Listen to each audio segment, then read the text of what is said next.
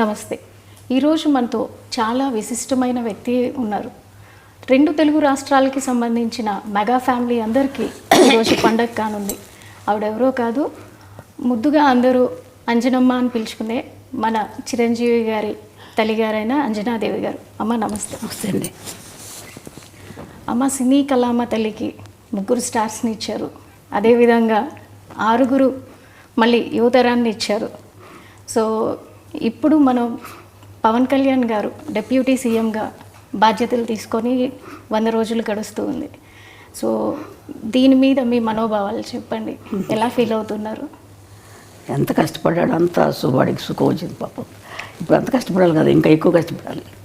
ఇదివరకు అంతా కష్టపడ్డాడు, ఇప్పుడు ఇంకా ఎక్కువ బాధ్యత తీసుకొని బాధ్యత ఎక్కువైంది ఇప్పుడు వాడికి. మీ ఇంటి చిన్నోడు రాష్ట్ర ప్రజలందరికీ పెద్దన్న అయ్యాడు. దీన్ని ఎలా భావిస్తున్నారు? ఆయన బాధ్యతలు సంతోషంగా ఉంది. అంత కష్టపడ్డా వాడికి భగవంతుడు మంచి ఇది ఇచ్చాడు, అదృష్టం. ప్రజలకు సేవ చేసే భాగ్యం ప్రసాదించాడు. 10 ఏళ్ళు అవుతుంది ఇప్పటికీ ఆయన స్థాపించి. 10 ఏళ్ళ నుంచి ఇంటికి దూరంగా చాలా పీక్లో ఉన్నటువంటి కెరీర్ని పక్కన పెట్టి రాత్రింబవళ్ళు ప్రజలతోనే ఉంటూ ఆయన ఎక్కడ ఉంటే అక్కడ, కొన్ని ప్రాంతాల్లో అయితే కనుక ఆయన నేల మీద పడుకున్న రోజులు కూడా ఉన్నాయి. మంచినీళ్ళు దొరకని ప్రాంతాలు అంటే పాడేరు లాంటి ప్రాంతాల్లో కూడా ఆయన తిరిగి ఎప్పుడు పట్టుపరుపుల మీద ఉండే పర్సన్. ఒక్కసారిగా ఆ విధంగా ఉంటాం. అలా చూసినప్పుడు మీకు ఎలా అనిపించింది? బాధగా ఉంటుంది. మరి చెట్లు తిరుగుతున్నానంటే వారికి అవన్నీ ఏ లేదు. ఇంట్లో అయినా సరే ఎక్కడైనా అట్ట పడుకుంటాడు. అలా షూటింగ్ వచ్చేసి అలా ఆ సోఫాల మీద అలా పడుకొని నిద్రపోతాడు. గదిలో పడుకోవాలని లేదు. కష్టపడతాడు. ఇంత కష్టపడ్డానమ్మా అని కూడా చెప్పడు. నాకు బాధగా ఉంటుంది వాడు చేస్తుంటే, అట్లా అంత కష్టపడుతున్నాడే బిడ్డ అని చెప్పేసి. చిన్నప్పటి నుంచి కూడా ఏం అడిగేవాడు కాదు అసలు. చిన్నప్పుడు అదొకలా కామ్గా ఉండేవాడు అంతే మనిషి. అన్నం భోజనానికి రమ్మంటే కూడా వచ్చేవాడు కాదు. అందరూ వచ్చేవారు, వాడు లేట్గా వచ్చేవాడు భోజనానికి. ఇది కావాలి అది కావాలని ఏమి అడిగేవాడు కాదు అసలు. మీకు చేతి వంట ఏది ఇష్టం ఆయనకి? వాడికి పలావ్ ఇష్టం. పలావ్ ఇష్టం తింటాడు. ఏదైనా తింటాడు కానీ పలావ్ అంటే కొంచెం బాగా ఇష్టం. మీతో ఉన్నప్పుడు ఆయన ఎక్కువగా పలావ్ తీసుకుంటారు అంటే veg non veg? Non veg. Non veg అడగడు. ఇది కావాలి అది కావాలని అడగడు నన్ను. ఏది నాకు మనసు ఒప్పగా చేసి పెడతాను. పెట్టాలి కదా వాడికి పాపం, ఏది అడగడని చెప్పేసి. సో చిన్నప్పటి నుంచి నాకు ఇది కావాలనేది అడిగారు? అస్సలు అడిగేవాడు కాదు. నేను ఏదో ఒక ఇంటర్వ్యూలో విన్నట్టు గుర్తు నాకు. చిన్నప్పుడు ఏదో టీవీఎస్ అడిగాను, కొనిపెట్టలేదు, అందుకే ఇప్పుడు కంటిన్యూస్గా నేను బైకులు కొంటున్నాను అని. నిజమేనా? నాకు జ్ఞాపకం లేదు అసలు. ఈ మధ్యకాలంలో చూసుకుంటే ఎక్కువగా నరసింహస్వామి క్షేత్ర దర్శనలు, వారాహి దీక్షలు, అంటే అందరూ బాగుండాలని. అలాగే మొన్న వెంకటేశ్వర స్వామి క్షేత్రంలో జరిగిన లడ్డు వ్యవహారంలో కూడా దానికి ప్రక్షాళనగా ఆయనే ముందుగా ఒక దీక్షని శ్రీకారం చుట్టారు. ఈరోజు 11 రోజులు దీక్ష చేస్తున్నారు. సో దీనిపై మీరు ఏమంటారు? సంతోషంగా చేయటం మంచిదే కదమ్మా. అంత అదృష్టం కదా ఆయన. వెంకటేశ్వర స్వామి దీక్ష తీసుకుంటున్నాడంటే వాడికి ఎప్పుడైనా ఇట్లా దీక్షలు తీసుకోవడం అలవాటు అయిపోయింది చిన్నప్పటి నుంచి కూడా. అయ్యప్ప స్వామి మాల వేసుకుంటాడు. నాకు నేను వెళ్దామంటే ఒకసారి నేను వెళ్ళాలి నాన్న అని చెప్పంటే నా కోసం అయ్యప్ప స్వామి మాల వేసుకున్నాడు. దర్శనం చేసుకొని వచ్చాము. వాడికి ఎప్పుడు చేసుకోవాలన్నా ఇష్టం పాప మా పైకి. సో చిన్నప్పటి నుంచి ఆయనకి దైవభక్తి. అలాగని దేవుడి దగ్గర ఊరికి దండాలు పెట్టేసి పూజలు ఏం చేసేవాడు కాదు.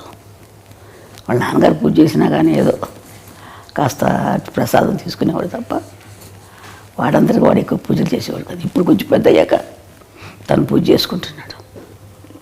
యోగ నరసింహస్వామి గుడి అని విన్నాము. పవన్ గారి అన్నప్రసన్న కూడా అక్కడే జరిగిందని. అక్కడే జరిగింది. దానికి సంబంధించి వివరాలు చెప్తారా? మేము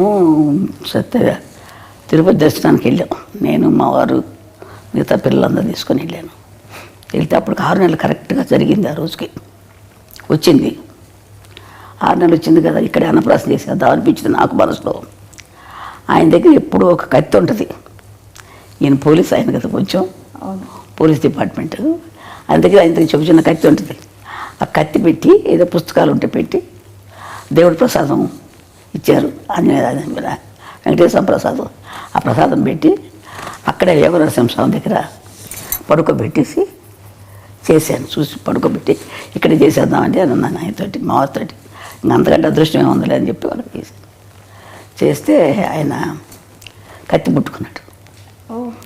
తర్వాత పెన్ తీసుకున్నాడు. ఓకే, అంతే. సో దాన్ని ఎలా చూస్తారు మీరు?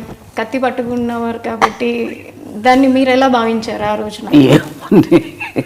ఏం భావించాను, చాలా కోపంతో వచ్చిపోతాడు పిల్లడు, ఏదో ప్రజలకి ఏదో చేస్తాడని చెప్పి అనుకున్నాను నేను. అంటే అప్పుడే ఊహించారు మీరు? కత్తి ఏదో చేస్తున్నాడు, కత్తి పట్టుకున్నాడు, ఏదో చేస్తాడు అనుకున్నాను. మరి పెన్ను పట్టుకున్న దానికి ఏమనుకున్నారు? అది చదువు తక్కువే వస్తుంది అనుకున్నాను. పెన్ను పట్టుకు వెనక రెండోసారి కదా చదువు. ఇది కష్టపడి పని చేస్తాడు, ప్రజల కోసం చేస్తాడు, ఏదైనా చేస్తాడు అనుకునేదని. కోపంగా అందరినీ రక్షించడానికి చేస్తాడు అనుకున్నాను. అంటే వాళ్ళ నాన్నగారు బాగా తిరుగుతారండి, ఆయన కూడా పోలీస్ డిపార్ట్మెంట్ కదా, ఆయన బుద్ధులన్నీ ఉన్నాయి ఆయనకి, ఆయన గుణాలే ఉన్నాయి ఈయన కూడా. కొంచెం తిరగటం, కోపం అన్నీ ఉన్నాయి. ఆయన కూడా అట్లా తిరిగేవారు. ఆయన ప్రభావం ఆయన మీద చిన్నప్పటి నుంచి ఉండేదా? చిన్నప్పటి నుంచి వాళ్ళ నాన్నగారితో బాగా ఎక్కువ ఉండేవాడు. అటాచ్మెంట్ ఎక్కువ. లాస్ట్ కదా వాళ్ళ నాన్నగారు లాగా ఉంటాడు, బుద్ధిగా. ఎక్కువ తిండి గురించి కానీ ఎక్కువ మాట్లాడు, మితంగా మాట్లాడతాడు, మితభాషి. అందుకని వాళ్ళ నాన్నకి ఇష్టం ఎక్కువ కంటే ఎక్కువ. అంటే అలాగని వాడి మీద లేకుండా లేదు, వీడు కొంచెం కామ్గా ఉంటాడు ఇంట్లో కూడా, ఎవరితో ఎక్కువ మాట్లాడేవాడు కాదు. మాట్లాడితే మా చిన్న అమ్మాయి, లాస్ట్ అమ్మాయి కొంచెం దగ్గర, అందుకని దాంతో మాట్లాడేవాడు ఎక్కువ. చిన్నప్పటి నుంచి పవన్ కళ్యాణ్ గారు పుస్తకాలు ఎక్కువగా చదువుతూ ఉండేవాళ్ళ? ఎక్కువ స్కూల్కి వెళ్ళేది ఒకరే లేదు. కొంచెం ఇంటర్మీడియట్ 10th క్లాస్కి 8th క్లాస్కి వచ్చేటప్పుడు వాళ్ళ అన్నయ్య క్లాస్ మేము లైబ్రరీ ఉంటే, బుక్స్ లైబ్రరీ, ఆ బుక్స్ చదువుకుంటూ ఉండేవాడు, ఎక్కువ చదివేవాడు. ఎందుకు ఎక్కడికి వెళ్తే చదువుతున్నానమ్మా అనుకునేవాడు, అనేవాడు అంతే. ఆ తర్వాత పెద్దయ్యకు కూడా అదే బుక్స్ అదే చదువుతున్నాడు, అదే అలవాటు వచ్చేసింది. ఇప్పటికి కూడా పుస్తకాలు ఇంట్లో పెట్టుకొని, చాలా పెద్ద పుస్తకాలు. వాళ్ళ నాన్నగారు కొంచెం చదివేవారు పుస్తకాలు, అవి వాళ్ళ నాన్నయ్య అలవాటు అయిపోయి బాగా అయ్యి అది ఎక్కువ చదువుతూ ఉంటాడు. తర్వాత నాకు తెలియదు ఎన్ని పుస్తకాలు ఉన్నాయి. మొన్న చూస్తే నేను ఇంట్లో ఇన్ని పుస్తకాలు ఉన్నాయి, ఎక్కడ అవన్నీ చదివి అందుకని ఇంత ఇది వచ్చిందేమో వీడికి ఆలోచన అనుకున్నాను నేను.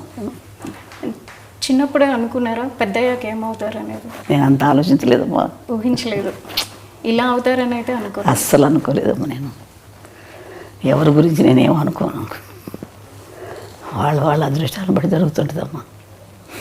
ఇంట్లో ఎక్కువ ఎవరితో అటాచ్మెంట్ ఉంటుంది? చిరంజీవి గారితో. ఆయన చిన్నప్పుడు వాళ్ళ అన్నయ్య బాగా దగ్గర తీసి, ఒక చిన్నపిల్లడప్పుడు ఎక్కువ, ఈ చిన్నప్పుడు కదా ఆయన ఎత్తుకొని ఫోటోలు తీసుకోవడం, వాళ్ళ అన్నయ్య తమ్ముడిని చాలా జాగ్రత్త బాగా చూసుకునేవాడు. తమ్ముడు అంటే పెద్ద ఆయన. అట్లాగే పెద్ద అయినా కానీ వాళ్ళ అన్నయ్య వదిన ఇప్పటికీ వాళ్ళ అన్నయ్య వదినతో అంటే మేము నెల్లూరులో ఉండేవాళ్ళం, మా వారికి జాబ్ అక్కడ. ఇంకా అందుకని మాకు ట్రాన్స్ఫర్లు అయ్యాయి. అందుకని పిల్లలు చదువులు సరిగ్గా ఉండవని చెప్పేసి నేను తీసుకెళ్ళిపోతానమ్మా అన్నాడు మా పెద్ద అబ్బాయి. కళ్యాణ్ బాబుని తీసుకెళ్తాను, అక్కడ చదివిస్తానని. అందుకని పంపించాను మెడ్రాస్కి. కళ్యాణ్ గారికి మీరు అన్నప్రసన్నప్పుడే పేరు పెట్టి ఉంటారు కదా, చిన్నప్పుడు పెట్టిన పేరు పవన్ కళ్యాణ్ అయినా? లేదు, కళ్యాణ్ కుమార్ అని పెట్టాం, శ్రీ కళ్యాణ్ కుమార్ అని పెట్టాం. ఆ తర్వాత పవన్ అని ఎవరో పెట్టారంట, నాకు తెలియదు అది.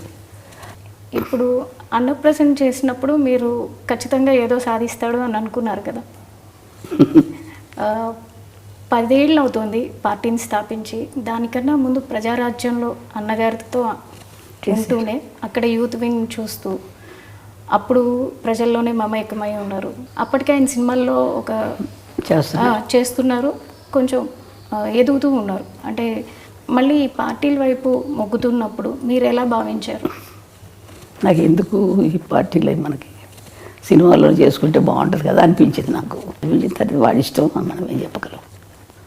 అవి చేస్తానమ్మా, ఇది చేస్తానని. సో మీరు వాదించారా అప్పట్లో? వాదించలేదు, నేను ఎక్కువ వాదించను అసలు. వాడి ఇష్టం, వాళ్ళు పెద్దోళ్ళు అయిపోయారు, వాళ్ళ ఆలోచనలు వాళ్ళకు ఉంటాయి కదా. మనకు పెద్ద నాలెడ్జ్ ఏముంటుంది, వాళ్ళకున్నంత ఉండదు కదా మనకి, మాకు అని చెప్పి నేనేం ఎక్కువ వాదించేదాన్ని కదా. అడిగేదాన్ని, నాన్న సినిమాలు చేసుకోకూడదా, ఎందుకు ఇది మనకి ఇదంటే, ఏం లేదమ్మా అది ఇది అన్నీ చేసుకుంటాను. సో కొన్ని ఇంటర్వ్యూల్లో చిరంజీవి గారు కూడా ఒకానొక టైంలో ఏమైపోతాడో, కళ్యాణ్ గారు ఎక్కువగా పుస్తకాలు చదవడం, ఎక్కడన్నా ఏదైనా చిన్న అన్యాయం జరిగినా దాని వైపు ఆయన మొగ్గు చూపడం, ముందు దూకుతాడు దాన్ని.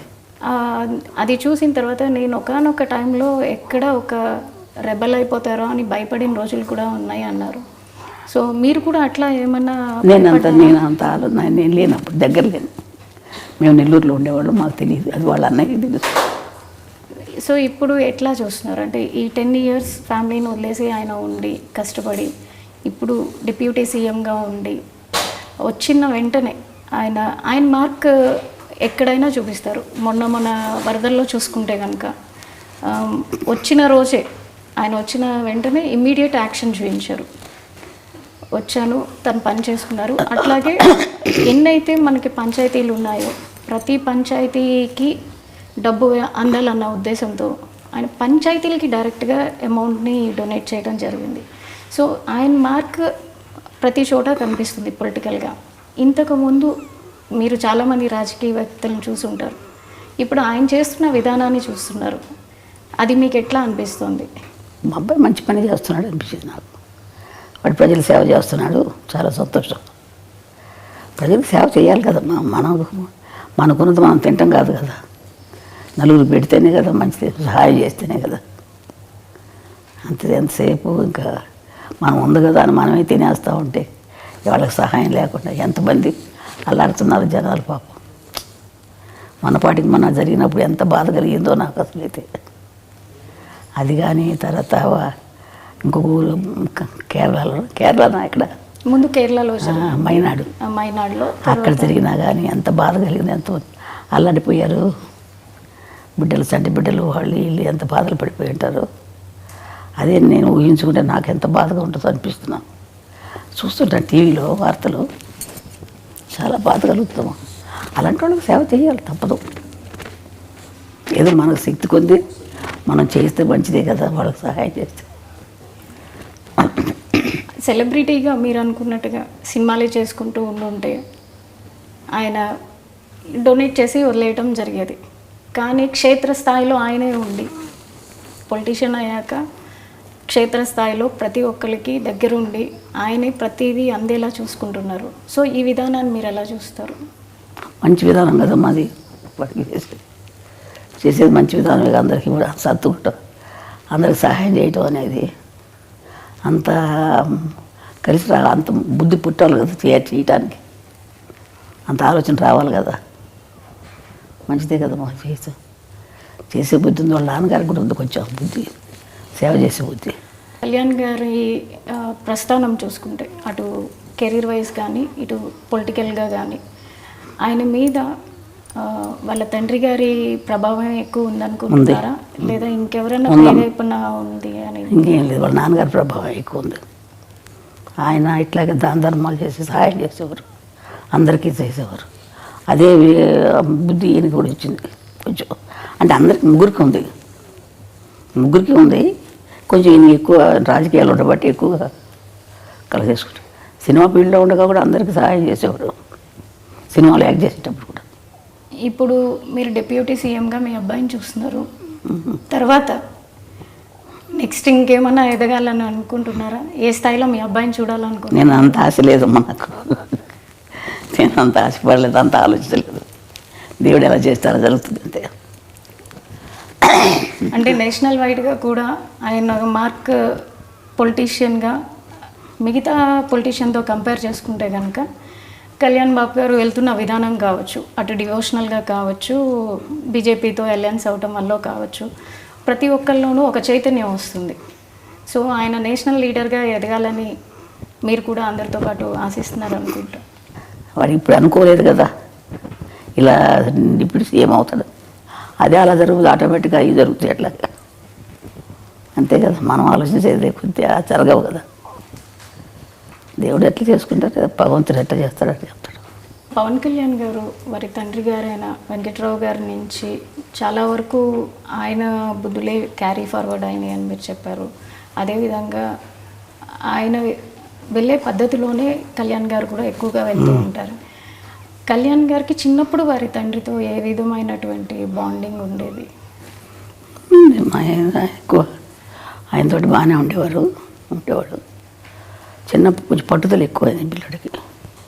ఏదైనా సరే నాకు ఇది కావాలంటే కావాలంతే, చెయ్యాలనుకుంటే చేస్తాడు. ఆ పట్టుదలంతా ఒకసారి మా అమ్మగారు ఊరు మా మొగల్తూరు, వెస్ట్ గోదావరి మొగల్తూరుకి ఆయన నేను తీసుకెళ్తానని చెప్పి ఆయన వెళ్తున్నారు మా వారు, మా అమ్మ వాళ్ళ ఇంటికి వెళ్తుంటే ఈయనకి రమ్మని చెప్పారు. అందరం వెళ్దాం అనుకుంటే ఆ రోజు ఇంకెందుకులే ఇప్పుడు వెళ్తాం అని చెప్పేసి మానుకోవాల్సి వచ్చింది. ఏదో కొంచెం కారణాల వల్ల మానుకున్నా. అంటే కాదు నాన్న వెళ్ళాల్సిందని చెప్పి పట్టుబట్టాడు. చెప్తుంటే వినేవాడు కాదు, మొండికి ఎత్తేసేవాడు.